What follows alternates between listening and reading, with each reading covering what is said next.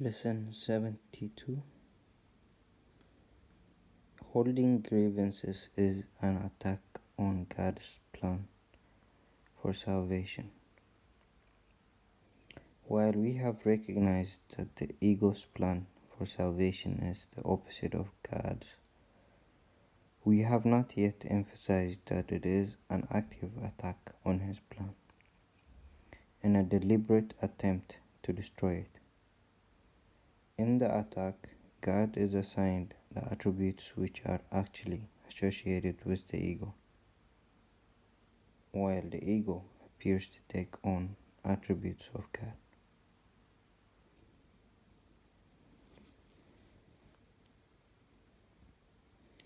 The ego's fundamental wish is to replace God. In fact, the ego is physical embodiment of this wish, for it is this wish which seems to surround the mind with a body, keeping it separate and alone, and unable to reach the other minds except through the body, which was made to imprison it. The limit on communication cannot be the best means to expand the communication. Yet the ego would have you believe that it is.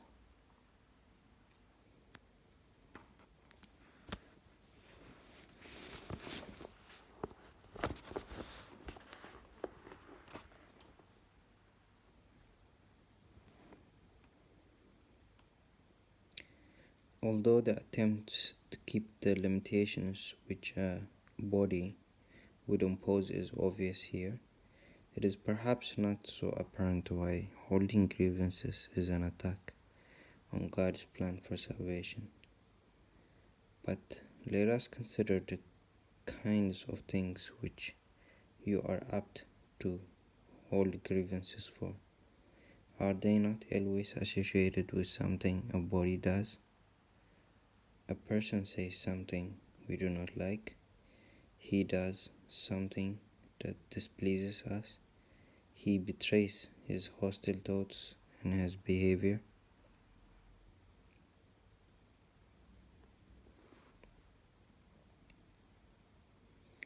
We are not dealing here with what the person is. On the contrary, we are exclusively concerned with what he does in a body. We are doing more than failing to help in freeing him from its limitations.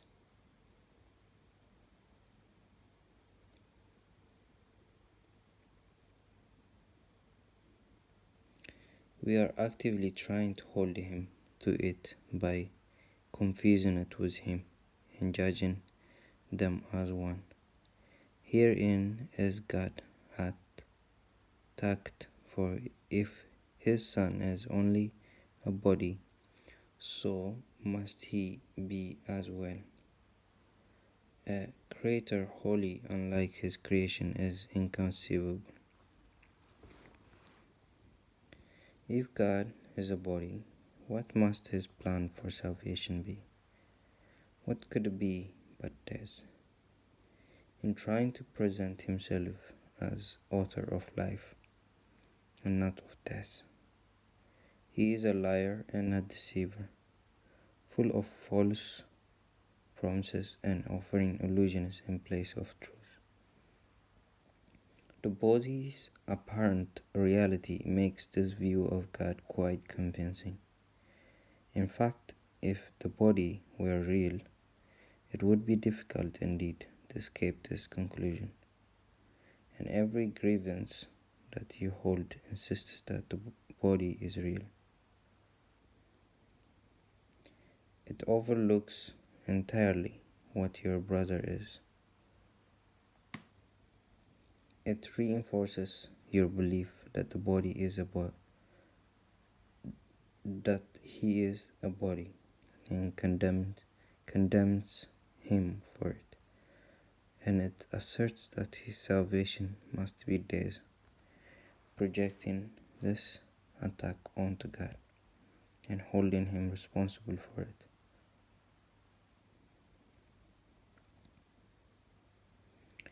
To this carefully prepared arena where hungry animals seek for prey and mercy cannot enter, the ego comes to save you. God made you a body. Very well. Let us accept this and be glad as a body. Do not let yourself be and be glad. As a body, do not let yourself be deprived of what the body offers. Take the little he can get. God gave you nothing. The body is your only savior. It is the death of God and your salvation. This is the universal belief of the world ACIM. Some hate the body, try to hurt and humiliate it. Others love the body, try to glorify and exalt it. But while it stands at the center of your concept of yourself, you are attacking God's plan for salvation and holding your grievances against Him and His creations, that you may not hear the voice of truth and welcome it as friend. Your chosen Savior takes His place instead. It is your friend. He is your enemy.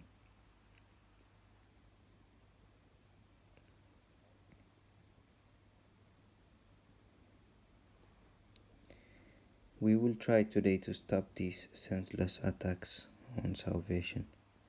We will try to welcome it instead.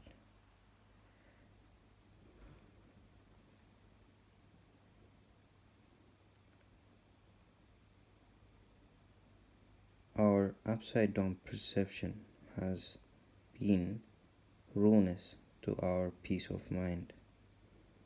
We have seen ourselves in a body and the truths outside us, locked away from our awareness by the body's limitations. Now we are going to try to see this differently. The light of truth is in us, where it was placed by God. It is the body that is outside us and not our concern, and is not our concern. To be without a body is to be in our natural state. To recognize the light of truth in us is to recognize ourselves as we are. To see ourselves as separate from the body is to end the attack on God's plan for salvation and to accept it instead. And wherever it is accepted, it is accomplished already.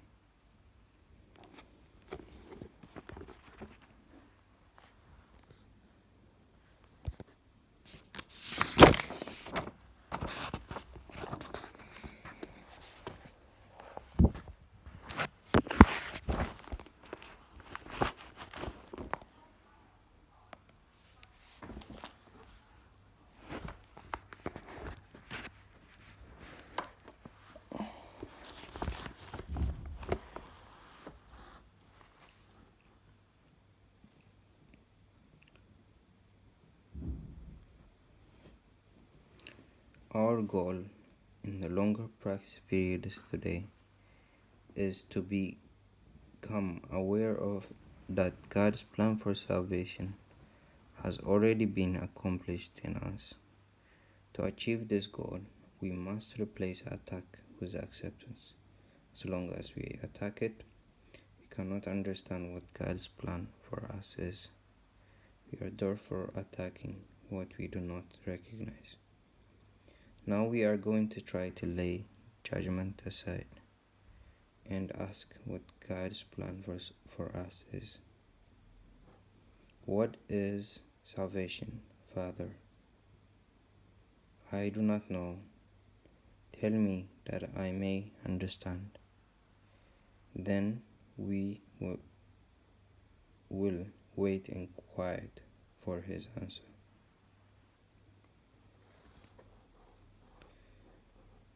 We have attacked God's plan for salvation without waiting to hear what it is. We have shouted our grievances so loudly that we have not listened to his voice. We have used our grievances to close our eyes and stop our ears. Now we would see and hear and learn. What is salvation, Father? Ask and you will be answered. Seek and you will find. We are no longer asking the ego what salvation is and where to find it. We are asking it of truth. Be certain, then, that the answer will be true because of whom you ask. Whenever you feel your confidence wane and your hope of success flicker and go out, repeat your question and your request, remembering that you are asking them of the infinite creator of infinity, who created you like himself. What is salvation, Father? I do not know. Tell me that I may understand. He will answer, be determined to hear.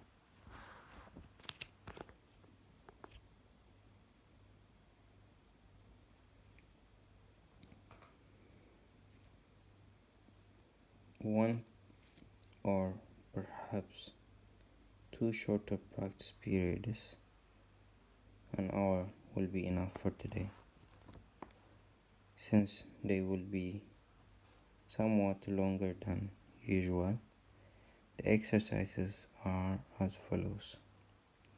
Holding grievances is an attack on God's plan for salvation. Let me accept it instead. What is salvation, Father? Then wait a minute or so in silence, preferably with your eyes closed, and listen for his answer.